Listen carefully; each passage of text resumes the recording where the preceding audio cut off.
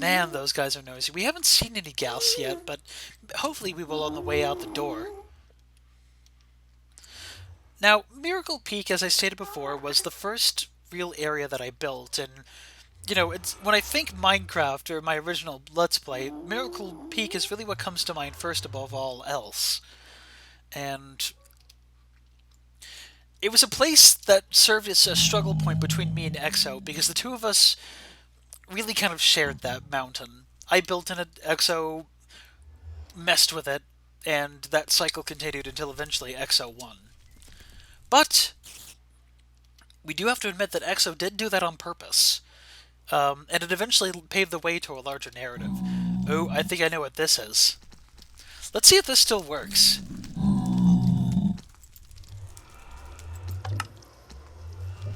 Oh yeah, look at that. So it gives you a cake and it shoots a whole bunch of arrows at you. I forgot all about this. This is something that EXO built as a means of scaring me. Man. Again, I never really learned Redstone too well. And all things considered, that's a really risky build. I mean, what if gas showed up and shot that whole area back there? It would have ruined the whole setup. Admittedly, I'm kind of glad it didn't. He also learned through this that shooting an arrow through lava produces a fire arrow, so that's kind of cool too. Anyway, there's one thing left to explore, really, and that's Miracle Peak itself. Oh god, this was an insidious trap that EXO built for me a little while ago. Ah! What the hell?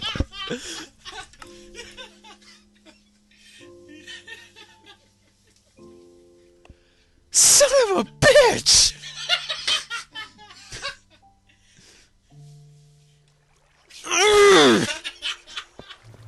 I'm still not over that, EXO, if you're watching this. And you probably are. There we are. So the exit point of the main exit for Hellgate 001 leads you towards more or less the hub. Here's the fun caves yet again. Down there is the spawn point. The Chateau de Chickens over there along with the outpost. Going back to really what I consider my main home, though, Miracle Peak. This whole lake here that I built near it was meant to accentuate the area. And this whole thing is actually an artificial lake. This used to be a desert, a miniature desert, before we filled it up with water. And as you can see, I didn't really do a good job at it. But nonetheless, it was fun to build. As you get closer, you can see how EXO messed with me a bit. This whole wall of cobblestone here, and it's the thing that I hated the most about what EXO did to my world. He was trying to cover the entire sky with cobblestone in an attempt to fill my entire game with darkness. And I tried combating that by putting up those glass windows up there. In retrospect, I don't know why I made it glass. I could have just made it holes. But, I don't know. I guess I was thinking something a little bit crazier at the time. And this right here is my home. This is Miracle Peak. This is the first base that I ever built. And for all the faults that it has, this was my home. This was originally a mountain. It was basically an entirely natural mountain that I later carved up into an entire base. Now, I didn't do it alone. EXO and BZD contributed to eventually what I refer to as my true Miracle Base. What you are looking at right now, as far as I'm concerned, is Miracle Peak as I remember it. This is the true Miracle Peak, not the ruined one, not the utterly destroyed one that you see in the series. This right here, to me, in Minecraft, is home. I mean, other than a couple of other things, but we'll get to that in a later video. Before we go in, though, there's one more thing I wanted to really highlight.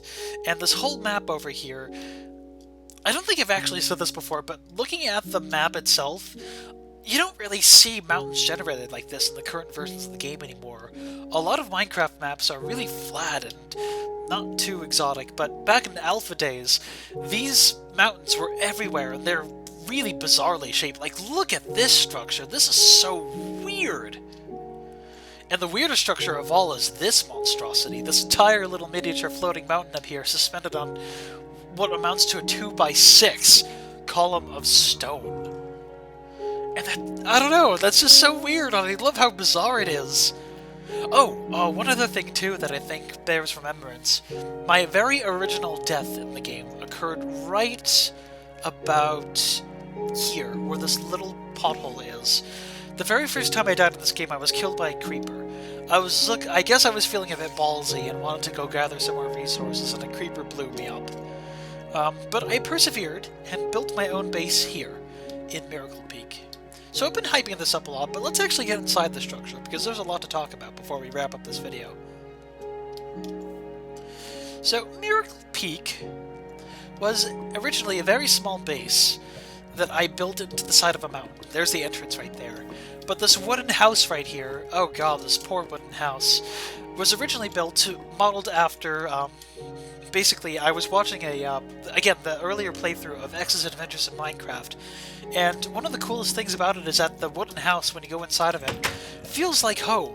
It feels like an outside house, and I followed his design by building a sunroof, and I don't know, this right here, this is a view that I call Minecraft. Just this simple little wooden structure with a sunroof over you and some windows. This to me is Minecraft vanilla as I knew it, and probably always will remember it as. But if we go inside the structure here, you can see my very first room. This is the heart of Miracle Peak. This room is where I started my adventure, more or less. This was considered a hub to my game, and I don't know, I mean, this room, I have a lot of history with this room. I built later structures in the village after this room. And come thick or thin, this is where I made my home. Now, this room does have a couple of extra options you can go into. Like over here is a shortcut to one of the hell gates, but unfortunately it doesn't really have a functioning exit point. This pathway down here leads down to the mine shaft, or rather the transit system that we showed earlier. This is about halfway between Chateau de Chicken and the Luigi's Mansion build that Brendan was trying to make.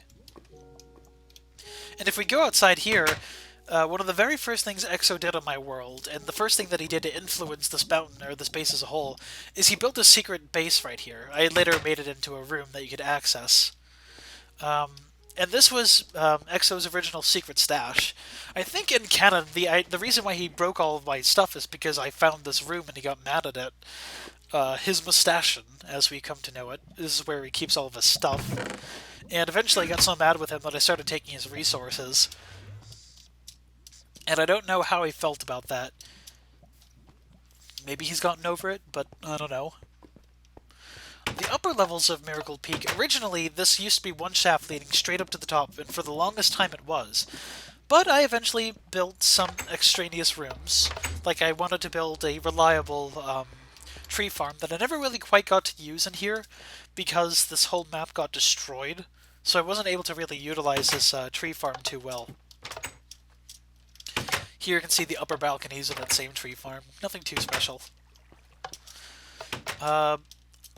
The upper floor is the pool room, and I guess for variety's sake I made the ground out of snow because that was a new thing that I could do at the time. I guess it's meant to be sort of a carpet, but I don't really know if it actually looks any good. But still, it was worth trying. This here was a pool that was suggested by a fan.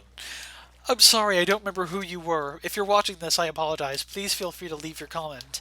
But a fan suggested I build a pool in here just to sort of make it cool, and for funsies, let's go in the pool. Ah. In retrospective, if I had built that now, I would have made it like a sauna or a hot tub. And in a little outside balcony, so you can see some of the world as it was. Back when I was trying to recover the mountain from Exo, this entire thing used to be completely walled off by a complete wall of lava that went all the way around the base. And I'll get into that as we reach the top of the peak. Going a little bit higher up the mountain, we encounter the next floor, which I believe is the cactus and reed farm. I mean, nowadays the game, a lot of these things in the game did not have proper names. Like these used to be called reeds, gunpowder. Sulfur used to be called gunpowder. And I still think it's kind of cool to refer to them as gunpowder and reeds because, I don't know, they sound a little bit cooler than sugarcane and sulfur. Here's another balcony level, um, and a little offshoot over here. This was a sort of a natural outcrop of the mountain that I, instead of destroying it because it was asymmetrical, I tried to build into it and make it incorporate it into the design. And I thought it was kind of cool to be able to keep that into the overall design of the mountain. As we get this high up, unfortunately the effect is currently lost, but way back in the day, clouds used to actually be... Actually, that might still be the case. Let's try it. Yeah, I don't think this works anymore. Back in the earlier days, the clouds used to be 3D structures that would actually float in the sky above you, and at this height level at the mountain, the clouds would actually phase through the walls, because the game would consider this really high up at this point. So this is an observation deck that I built, sort of like how skyscrapers have places where you can go and view the rest of the world from. And you can see a whole lot of my hub now. This view is kind of obscured by the lava pillars, but if you look over here, you can see Chateau de Chicken off in the distance, along with the secondary hub that I built. And this little area was originally the first peak of the mountain that I had achieved. This was my original observation deck, and if you actually go up to the top of these stairs here, you'll reach the summit of the mountain. I remember this was really my first satisfying view of the world. Unfortunately, a lot of it's blocked off by, like, grass and stuff now, but originally this was unobstructed and you could see the entirety of the world from this vantage point. Or at least it felt like you could. I could take those stairs up there and that leads up to the summit, but there is one more level. And this is the upper observation platform. I never really used this room for anything. I think I was really just hollowing this place out so I could use it in the future if I wanted to. I might have potentially eventually made this some kind of, like, lab or deck, or I might have built, like, little structures or rooms down here, but it sort of just turned into an attic, I guess, or a place to store my stuff. And finally, at the very top of the structure is the summit of the mountain. Britain has apparently claimed the mountain for his own, and with a claim like that, who's to argue? But yeah, this was originally the peak of the mountain, and as we reach the peak, you can hear the lava up there going like crazy. This was originally unobstructed, but as you can probably surmise, there's a lot of lava up there now.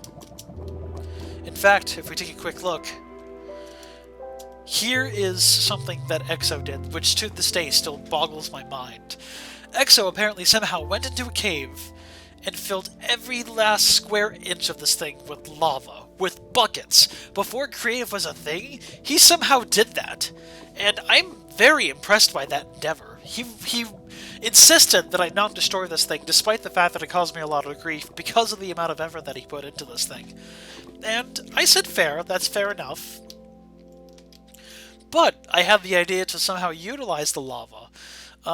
Now, all of this happened before the introduction of pistons into the game. And pistons would have allowed me to try an idea that I wish I could have tried back in the day, which is I would have tried to make the lava walls here toggleable. I would have tried to make it so I would create a mechanism so that if you flip a switch, lava would basically pour from these these dirt blocks here that are blocking the holes would be moved out of the way, and this whole structure would be encased by lava. So basically, we would take what would turn to be a lava trap and instead turn it into a shield of lava that I could toggle on and off when I wanted to.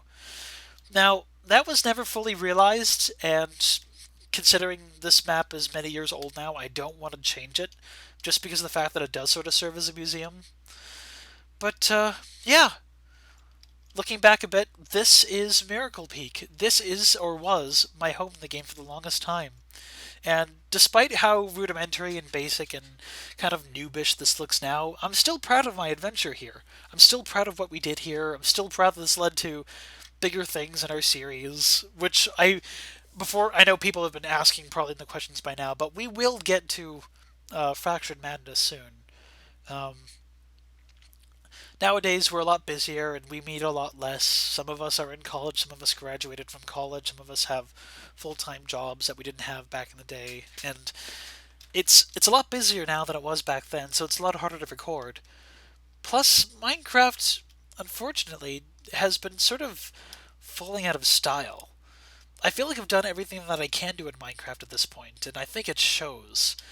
Um, that's not to say that we're not going to finish it. I still care about what we did, and I wouldn't be recording this if I didn't, care about my previous adventures, because this was a part of really my gaming experience. This was a big part of me, and BCD and EXO put a lot of work into this map as well. It was a really collaborative effort, and I don't know. I'm hoping to do another couple of video series in the near future in which we can actually go to like our older villages, and we can bring in a couple of guys to talk about it too, like EXO and Grey Chapel and Clink and everybody. Hopefully, again, availability kind of depends, but it would be kind of nice to go do a retrospective on those older maps. So, for those of you who've been watching and listening to me ramble for about an hour, maybe a little bit more, thanks for joining me. I know that a lot of you may have left at this point. Some of you viewers have come and gone. Some people have joined us since. Some people have left. Um, for those of you who have stuck around or have joined in, or maybe even those of you who no longer watch, thanks for sticking by to some degree. I know my videos aren't really too fancy or anything, but it's nice knowing that people were at least a little bit interested in our weird little experiment into this really creative game. Um, so I guess that's it for now, everyone. Um, More Minecraft to come soon. Hopefully, we'll be bringing some in for more people in for another retrospective if they're interested. Until that point, however, this is Ardwick of Vanette, aka Leo. Stay tuned and good night.